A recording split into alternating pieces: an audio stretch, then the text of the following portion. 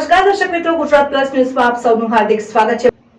વડોદરા શહેરમાં સુભાનપુરા પંચરત્ન બિલ્ડિંગ પાસે માતૃછાયા સોસાયટીમાં ચોરીનો બનાવ બન્યો। વડોદરા શહેરમાં વારંવાર ચોરીના બનાવ બનતા હોય છે, ત્યારે વધુ એક ચોરીનો બનાવ બન્યો હતો। સુભાનપુરા વિસ્તારમાં આવેલું માતૃછાયા સોસાયટીમાં જે બંધ મકાનમાં ચોરીની ઘટના સર્જાઈ હતી, ત્યારે માતૃછાયા સોસાયટી સ્થાનિકોએ જણાવ્યું હતું કે અગાઉ પણ ચોરીની ઘટના સર્જાઈ હતી, ત્યારે પોલીસ પેટ્રોલિંગ પર સવારો ઊભા થયા છે। જોવાનું એ રહ્યું કે લોડા પાર્ક પોલીસ ચોકીની સામે સોસાયટીમાં વધુ એક વખત ચોરીની ઘટના સર્જાઈ હતી, જેના પગલે સુભાનપુરા વિસ્તારમાં આવેલી માતૃછાયા સોસાયટીના સ્થાનિક રહેવાસી દ્વારા જણાવ્યું હતું કે અમારે રાત્રિના સમયે નાઇટ કરવી પડે છે અને ભયનો માહોલ સર્જાયો હતો।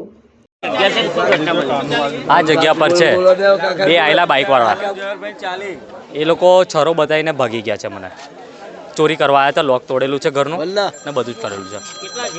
બે જણ હતા, સાઇન બાઇક હતી। એ પાછળવાળો જે એને જોઈ લો, એ રેડ કલરનો રૂમાલ બાંધેલો હતો એને। જે હિસાબે ચોરીના બનાવ બનતા જાય છે, તો તમે માનો છો કે જે રીતના પેટ્રોલિંગ થવું જોઈએ, પેટ્રોલિંગ પર સવાલ ના, નથી થતું। અમારી સોસાયટીમાં ચોથી વાર એવો બનાવ બન્યો છે। ઓલરેડી 7 લાખથી 8 લાખની ચોરી થયેલી છે અમારા સોસાયટીમાં। એકવાર ઘર તૂટ્યું છે અને ચોથી વાર અમારું થયું છે। એવું કહેવાય કે તમારે 100%। અમે પોતે રાત્રે નોકરી કરીને રાત્રે 3 વાગ્યા સુધી જાગીએ છીએ। સુભાનપુરા માતૃછાયા કોલોની પંચાયત એપાર્ટમેન્ટ પાસે, અમૂલ એપાર્ટમેન્ટની સામે લોક તૂટ્યું છે અને ચોર આવીને લોક તોડ્યું છે।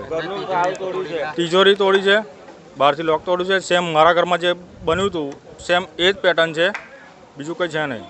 પણ ઘરમાં કોઈ હતું ને, ઘરમાં પણ કશું કંઈ છે કે નહીં, શું છે ખબર નહીં। જે પ્રમાણે મારા ઘરમાં ઘટના ઘટી હતી એ પ્રમાણે છે। મેં ઘરમાં આવીને જોયું, સેમ મારા ઘરનું બન્યું હતું એક છે, અને મેં પોતે FIR કરેલી છે, પણ મને કોઈ જવાબ મળ્યો નહીં અત્યાર સુધી। એક ફોન પર સિંગલ આવ્યો નથી। મિનેશ પરમાર।